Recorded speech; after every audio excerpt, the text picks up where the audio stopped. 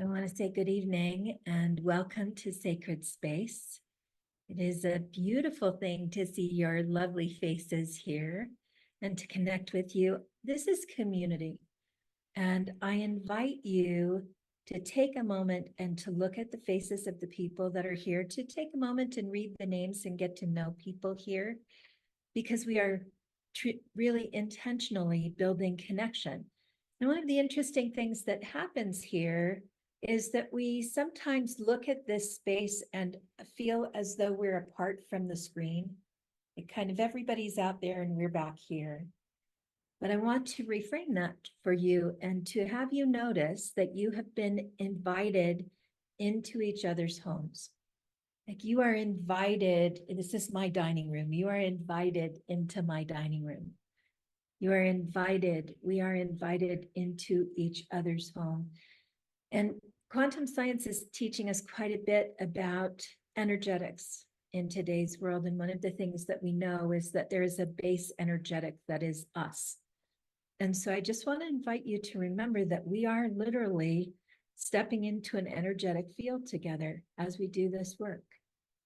And that's a powerful way to get to know one another.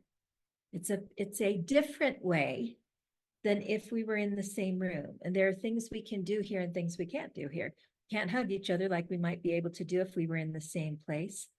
But we also can see each other's names, get a closer look at each other's faces, and be willfully connected to one another. By our will, by our choice, we are here. And we're not caught here. You can stay as long as you want and go when you're ready. If you are coming into this space, watching the recording at another time, don't let it be lost on you that you are still being invited into the homes of the other people that are here, that we feel you somehow in the ethers, that you are connecting with this group. So thank you for the gift of your time. It's the most precious commodity that we have. Thank you for spending a little bit of it here with me on a Wednesday night and here with each other on a Wednesday night. We are going to talk a little bit, and then right now we're recording for those who can't be here with us. I'll stop the recording. Those who are in the room are welcome to stay for some unrecorded conversation just to get to know each other and talk about the topic and anything that you want to bring into the space. So if you're not able to join us here tonight, we hope that you will join us sometime and be able to stay in the community space that we create, the afterglow. I like to call it the afterglow, what happens after this time. So we've been talking about self-care all month, actually since the last week of January. We've been talking about self-care because the topic that tends to come up for us in the month of February is love. And love is a great thing to talk about. There's a whole slew of things that we could talk about related to love. But if we start with how we take care of ourselves, it changes everything. How we love this self that we are. And to love the self is a bigger challenge than a lot of people want to admit. To actually take time. If you were in relationship with someone, you would say, I love you. You would say, I appreciate this about you. You would gift that person maybe with a meal or a cup of warm tea or any other number of things that you might do to show someone how you feel. So one of the invitations for this month is that you look yourself and ask yourself, what can I do? What can I do to be as loving with myself as I am with others? How can I be as loving with myself? How do I demonstrate my caring for myself? And that takes thought and planning and time and attention. Sometimes it's choosing the softest towel instead of the most convenient towel, right? It's in the little things that we do. So our focus this month is to look at those little things, to look at life and recognize all the ways that we care for ourselves. Last week, we talked about friendship and the self-care that is cultivating friendship. This week, I want to really invite you to look at the difference between relationship where you bring your loved whole self and the relationships that we end up in because they are empathetic connections. They're very different kinds of relationships, and I want you to consider that. I want you to consider how we embrace self-love, how we move into loving kindness with somebody else, and also how we can kind of jump out of all of that by being caught in empathetic connection. So these three things are connected: self-love, loving kindness, and empathy. Self-love is foundational, as we said, it's foundational to how we live. A lot of times I think we kind of wrap self-love up in an expectation rather than experience. So I might ask any of you if you have some relationship with self-love, if you have some concept of self-love. But your answer would be very different if I said to you, tell me how you experience self-love. Not what you do for yourself, but whether you allow yourself to feel it in this skin. If you actually live in this body and feel and receive the love you give yourself, or if it just feels like work to try and do that. So self-love is where we start. Self-love is not selfish. It is rather a step into loving kindness. It softens us. It brings us to a gentle place in ourself. And from that gentle place, how we interact with the world is different. Because when we are in self-awareness, and to be in self-love, you have to be in self-awareness.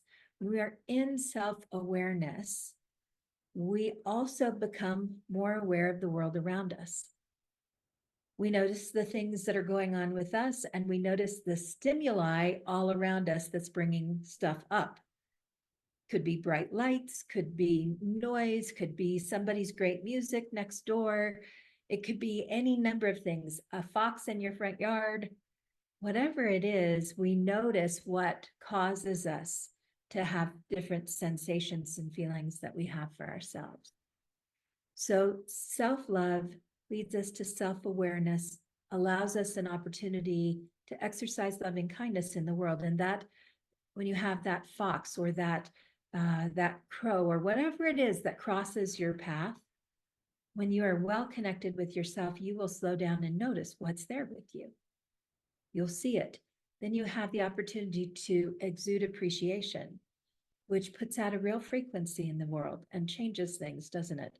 That loving appreciation, loving kindness is a wave of energy that moves from you to something else. It's a real thing. So when we think of self-love as being selfish and self-centered, we're missing the fact that it's foundational to building love here and then moving love out in the world and allowing there to be more love in the world. One of the things that happens when we do that is that the way we feel to other people changes. And when it changes, people around us will notice that, and they will find desire to spend more time with us. So just by a show of hands, how many of you have ever walked through a room or been around a group of people, started your day feeling just great, and came home and felt yucky? Yeah, how does that happen, right? That kind of yucky, where did I pick that up? It happens because we are open. We're open to give out love. And people who are in a tough place feel that and connect to us, and we empathetically end up connecting with them. And empathy can be a really good thing when you are invited in. But unsolicited empathy is an invasion. When I walk through a room and I let myself tap into other people and I step into their state of being without their permission to do that, I am energetically in the wrong place. And a lot of us learn to do this because we grow up in households where there's hostility, or we're around people, even if it's not hostility towards us, it can be volatility in the household or volatility in the family. But a lot of us learn to protect ourselves by being able to read the room, to energetically know, ooh, is it a good day? Can I come in and tell a joke? Is it a bad day? Should I, slide through, say hello, get my own tea and go off to the bedroom? What should I do? It's not in our words. It's in this body's capacity to interact with other bodies. And it's hard to put that through here because our brain wants to take everything that we feel and give it a name and categorically shelve it where it belongs. So when we walk through a room and it feels crummy, we just categorically go, that's bad. I don't want to be near that. Or that's good. Maybe I'll get to know them. But we're not consciously using this body. We're allowing our body to randomly pick up whatever is in the room. So I want you to consider that we don't necessarily have the right to step into someone else's feelings because it changes something when we recognize that. There are very few things in life very few areas of privacy that we have in the world anymore. This is an important one, and it will help you if you are able to think about the difference between deciding how someone feels and moving away or moving in, or actually asking, I'd love to connect with you. Do you feel like having a conversation? I noticed that you're standing all by yourself. I thought I would just check in with you. That's very different than empathetically deciding what someone feels like. And the worst part is a lot of times we pick up other people's feelings and we don't pay any attention to where they came from. So we start out in a great mood, we go someplace, we come home and we're really irritable. And we don't know why, because we picked up somebody else's yuck and took it home with us. So as we work on self-love, it's important for us to do so with an awareness that self-love sometimes means making boundaries around this body and creating a place where it's safe, where we're not constantly focused out there, because we lose our self-awareness. We lose our connection. So how do we do that? How do we create that space that separates us and also still allows us to be loving, interconnected beings? So I want to invite you to find a comfortable place, to just move your body around however you need to so that you're comfortable. And as you are willing to close your eyes, it's really okay with me. Some people really prefer to go into this relaxed state with their eyes open. That is also, I am very much an eyes open person sometimes. So know that that is absolutely fine if that's what you'd like to do. Eyes open or closed wherever you feel safe and relaxed. And I want to invite you to just notice the space around you. And if you're sharing space with someone else at this point, also to be aware of where you start and where the people around you start. Kind of where is the end between you and them? I want to invite you to see or sense or feel what I described to you. Some of us can see really clearly. Some of us just have a knowing that whatever is being described can happen. So I want you to see or sense or feel the radiance of the universe opening up above your head. Just like a light, you can decide what color it is. You can decide the texture. Sometimes light is sparkly and has no weight to it. And sometimes light is warm and embracing. Whatever that is for you, that brilliance and luminescence of the universe, allow it to open over your head and to wash down over your body like the most comfortable, soothing waterfall you can imagine. All done that, stood under the water and let the water just run over us. This is not too hard, not too soft, just a soothing waterfall of light coming over you and all the way down to the ground. And as that happens, notice that it basically forms a small sphere around your being. That small sphere is penetrable, but it stays with you. It belongs to you. And what comes in through that wall is only what you allow.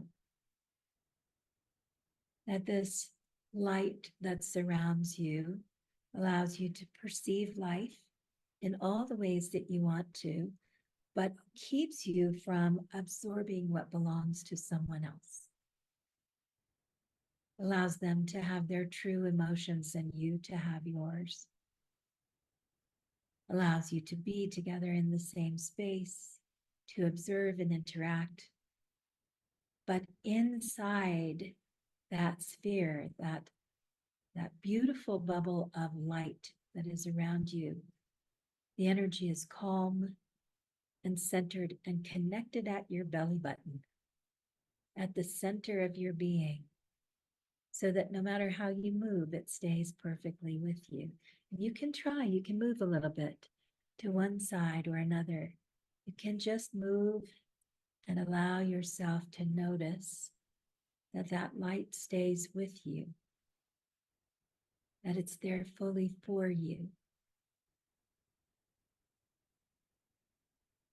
Sometimes what we want to do is shield rather than surround.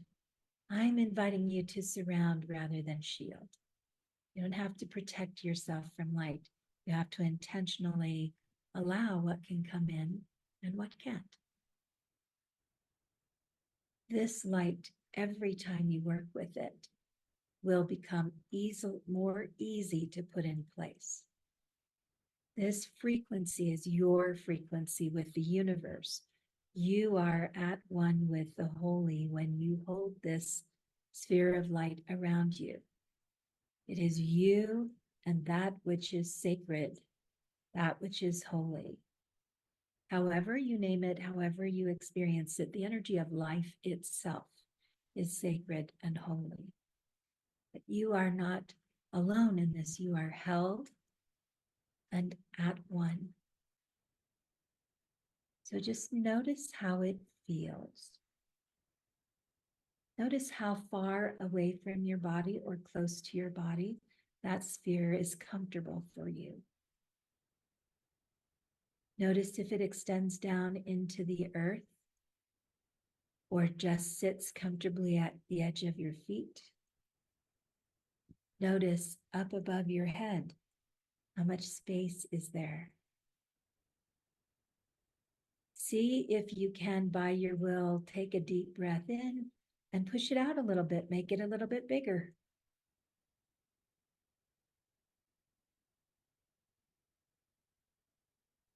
And see if you can inhale and bring it closer. Inside this sphere, the response comes from your heart.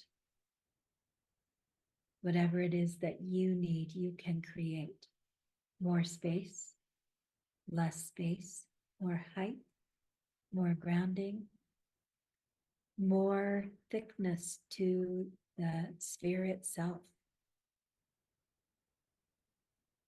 And a clear intention to walk in a connected way with life without taking on or taking in other people's emotions. When you feel comfortable, take a nice deep breath in And then gently open your eyes and come back into this space together.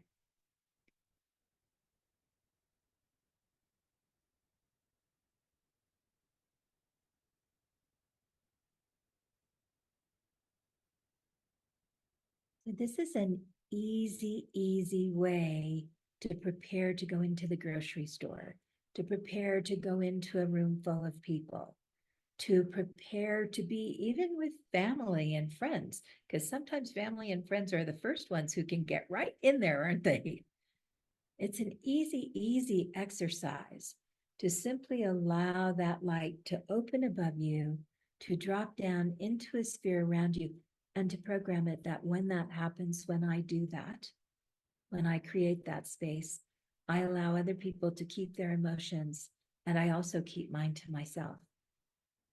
You can work with that space and that intention to also fill that space with loving kindness for yourself, compassion for yourself. So I want to talk for a minute about compassion and empathy. There are lots of definitions for these words, and there's no right one or wrong one. There are lots of different ways.